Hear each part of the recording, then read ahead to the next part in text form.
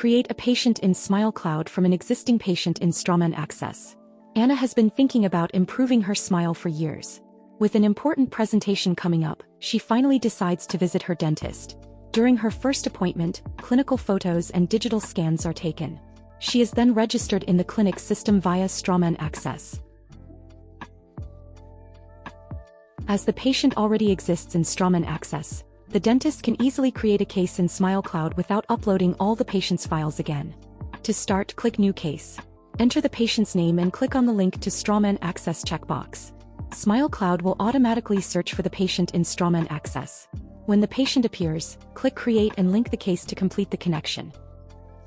The patient case is now linked across both platforms.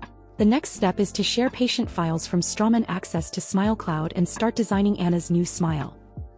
Continue to the next video to learn how.